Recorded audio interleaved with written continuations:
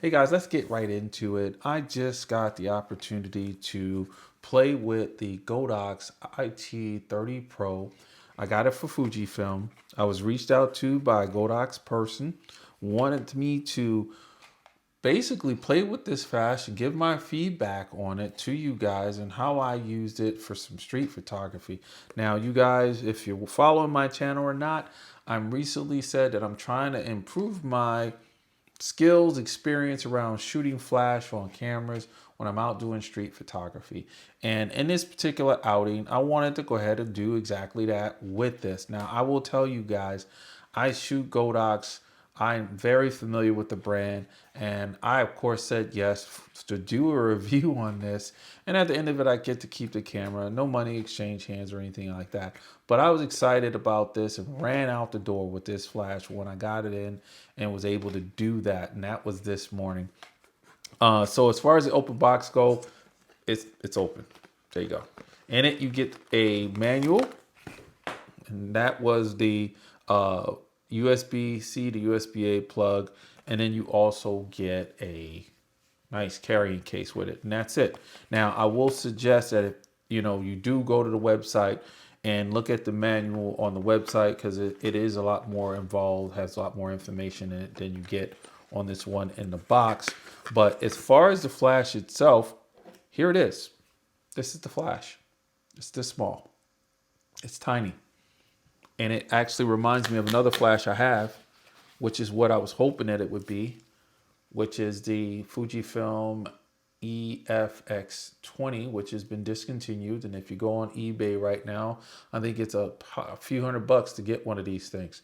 And I'm going to go ahead and throw up the specs right now from the website on the Godox, so you can see how much stuff that's been packed into this camera, but flash, and what it can do and why it is secure to spot in my EDC kit.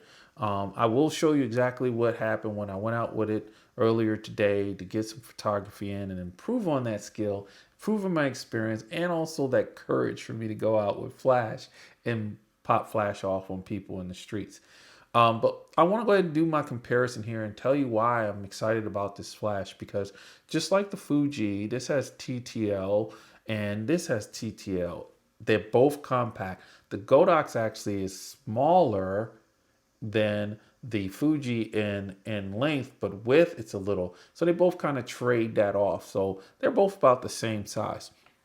And before we get fully into this and its features and how I feel about it and so forth, and how I did on the photo of shoot or walk or whatever I did this morning, let me show you the content from that so you can see how the flash performed for me and what the flash was able to do for me. So let's roll that content.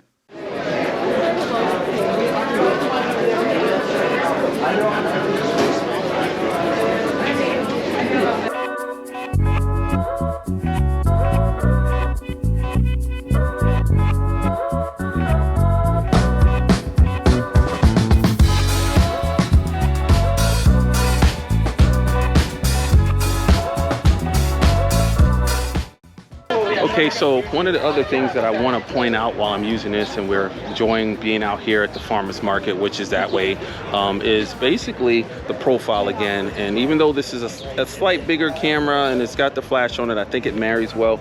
I do like utilizing the cover of the photo wall to get in here and take some shots. I've enjoyed really on the back of the camera using the dial. Let me see if I can do this holding the dial right here. That dial allows me to quickly adjust the exposure comp in TTL, and it definitely does help me move quicker and keep up with me while shooting the GFX 100 RF in a street photography setting.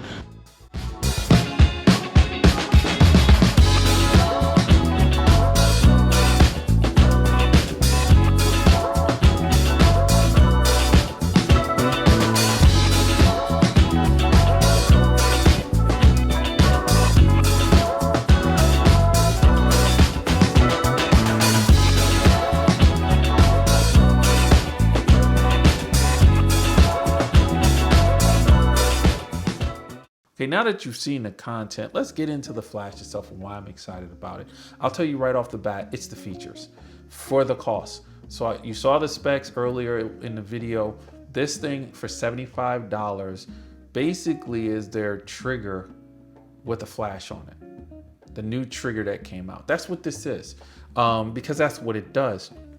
And why I like it over the Fuji is because, as you saw in the content, I was able to use the command dial, or the dial on the top, the control dial, if you want to call it, to, in TTL, use the flash for exposure comp adjustments and not my camera.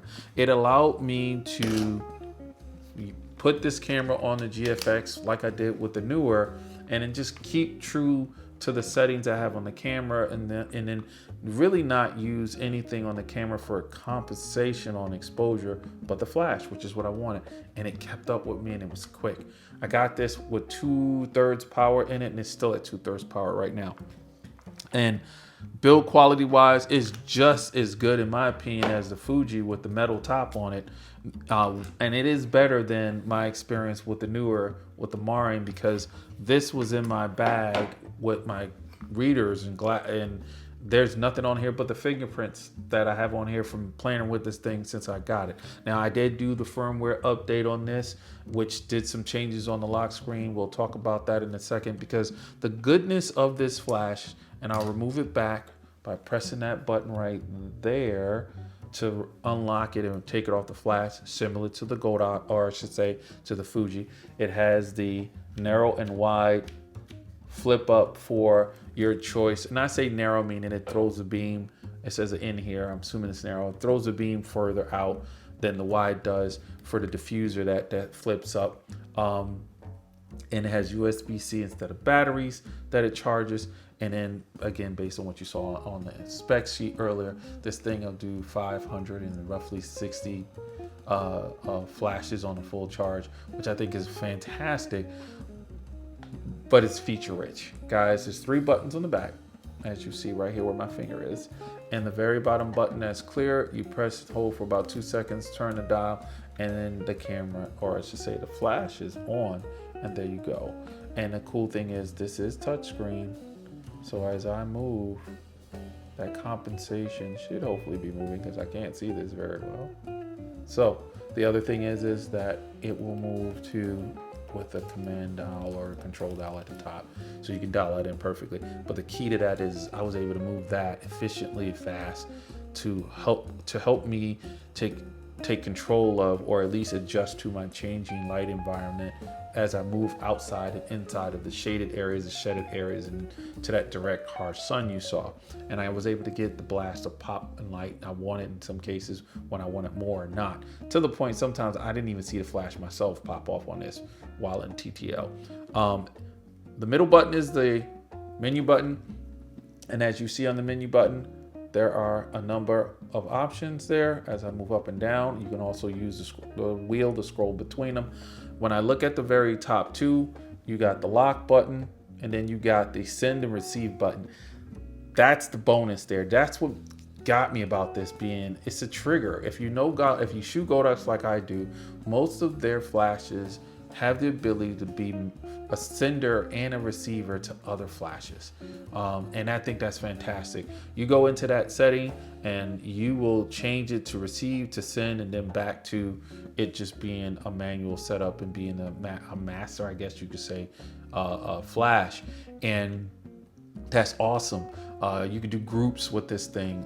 You can go from manual to A, B, C for the Fuji setup, and then the next button is the sync button, where if I do have other people shooting flashes and I don't want my flashes interrupted with their signal, just like with their other triggers, I can go in there and set a channel and an ID number and so forth. From there, you get the hamburger menu, and I'll tap on that, and when I tap on that, you get other items that you can control on this flash, from how soon you want it to fall asleep, the brightness of the LCD screen, information about what firmware version is on, language, and then you can also go to the photo cell setting, where in the photo cell setting, like with these 2 flashes, you can put it in photo cell S1 or S2 to where this will look for a flash from another camera whether it's TTL or whether it's not, and then it will flash. So it does have that setting that these two have as well, but it has so much more as far as what it can do. And then you also have your trigger distance that you can set. And that's all in that menu. When you go down further, and I'm at the bottom, as you guys can see, you got high speed sync. And then you have where you can determine whether you want to shoot TTL, manual, or multi, where you can set up a multi-flash setup for $75. That's phenomenal. This thing is feature rich for $75. So there you go, guys. Yes, this is in my camera bag now. It knocked the other two out of the box. I was able to do the firmware update easily, which is great. That's always a thing on how you can use these products and how you feel about them after the fact when you actually need to do things like firmware update or deal with support. Unfortunately, I'm having issues with the Neweer Z160, and I just got this thing, and working with support, it's not been what I expected. But I'll give you guys an update on that when I'm ready to, when I resolve whatever the issue is. When it comes to this, if I had to say there was one thing that you got to look out for, and people have made comment about it, is when this originally came out, pressing too long on the touchscreen, it locked it. Well, they fixed that with the firmware update I did, so that have that lock button up there now. The other thing is these flashes, when I say these, the Fuji I had the same issue with. Depending on the camera you put these on, if the lens is too long or the lens hood sticks out or is designed a certain way, when you pop off a flash, you could see the shadow of that in the image. To help with that, they did develop a riser. I did not get my hands on a riser, unfortunately, yet, but when I do, that'll be part of the follow-up video I have for this, because this is just me getting started with this. And I'm just giving you my feedback on how I feel about the flash and the hour and a half, 2 hours I've shot with it, and then all the rest of the day I've been playing with it and using it. So I'm looking forward to seeing what that can do once I get it and solving that issue. And kudos to Godox for this flash. This flash is phenomenal.